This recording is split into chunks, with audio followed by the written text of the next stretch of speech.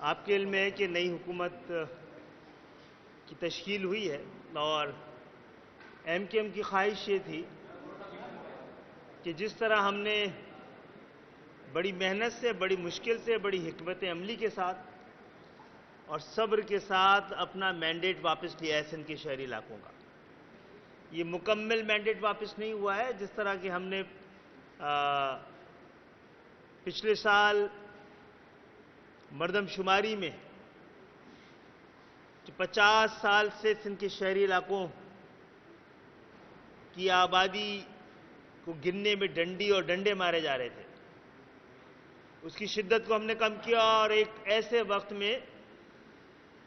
جبکہ تیاری اس بات کی تھی کہ کراچی کی آبادی جو کہ پچھلے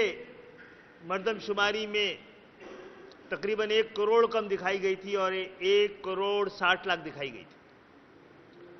وہ بھی اپریل 2023 میں تقریباً 1 کروڑ 30 لاکھ کرنے کی سازش مکمل ہو گئی تھی۔ ہم نے تقریباً 75 لاکھ کراچی کے لوگوں کو بازیاب کروایا ہے، پاکستان کی مردم شماری، پاکستان کے سینسس کے ڈیٹا بینک میں ان کو جمع کروایا ہے۔ تو ہماری خواہش یہ تھی کہ ہم اپنی آرگنائزیشن کو وہ مینڈیٹ جو ہم نے واپس لیا ہے اس کو دوبارہ اس کے ذریعے عوام سے کنیکٹ ہو کر، کیونکہ گزرے ہوئے 10 سالوں سے جو غیر اعلانیہ پابندی تھی، ایک طرح سے قدم قدم پہ رکاوٹیں ڈالی ہوئی تھی، اس کی شدت میں کمی آئی ہے۔ تو کراچی کے لوگ نکلے ہیں اور اپنے لوگوں کو جن کو 30 سال سے وہ مینڈیٹ دیتے رہے ہیں، وہ مینڈیٹ دوبارہ ریوائیو ہوا ہے۔ ہماری خواہش تھی کہ ہم اس پہ زیادہ کام کرتے اور حکومت کی انڈائریکٹلی مدد کرتے بحرانوں سے نکلنے کے لیے، لیکن بڑی ہم سے یہ بار بار کہا گیا، درخواست کی گئی کہ جو پولیٹیکل اسٹیبلٹی ہے اس کے لیے ضروری ہے کہ ایم کیو ایم کیبنٹ میں بھی نظر آئے۔ تو فی الحال ہم نے اس درخواست کو ہمیں لگا کہ ہمیں اس میں اپنا رول ادا کرنا چاہیے، لیکن ایم کیو ایم کی خواہش یہی ہوگی کہ وہ اس پورے جمہوری نظام کو مضبوط کرنے کے لیے سڑکوں پہ، گلیوں میں، محلوں میں لوگوں کے پاس جا کر پاکستان کو ایک جینوئن، شراکتی اور شمولیتی جمہوریت کی جانب دوبارہ موڑا جا سکے۔ جناب فیصل واڈا صاحب نے پوری سپورٹ کی کوئی درخواست نہیں کی جناب، ان کے پاس کوئی پروپوزر سیکنڈر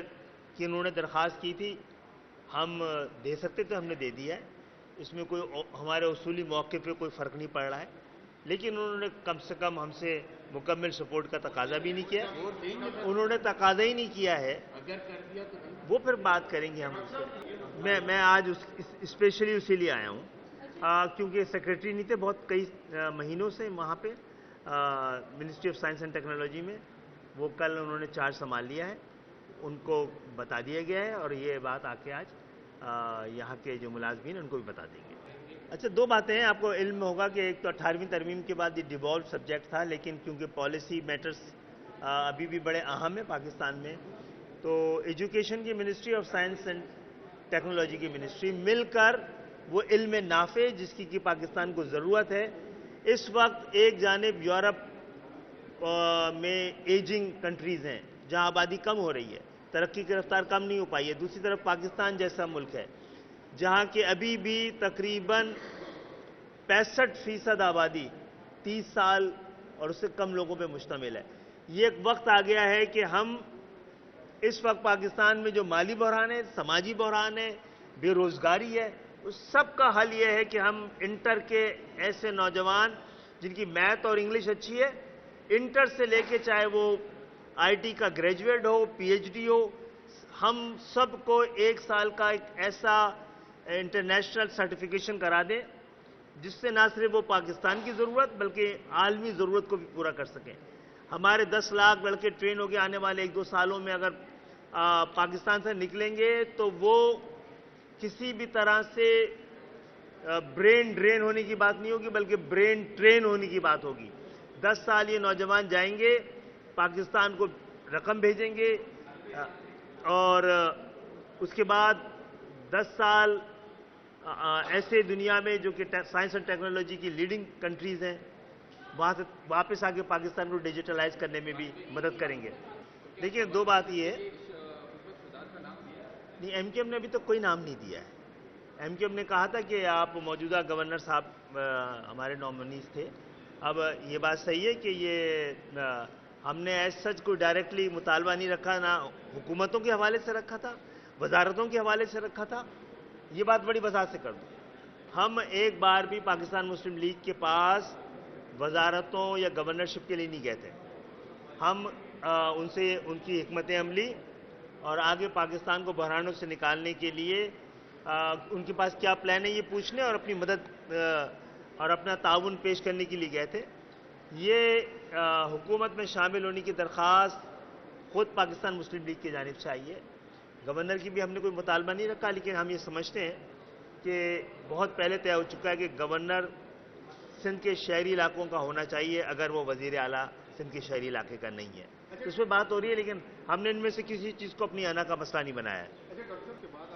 میرا خیال اس پریس کانفرنس سے تو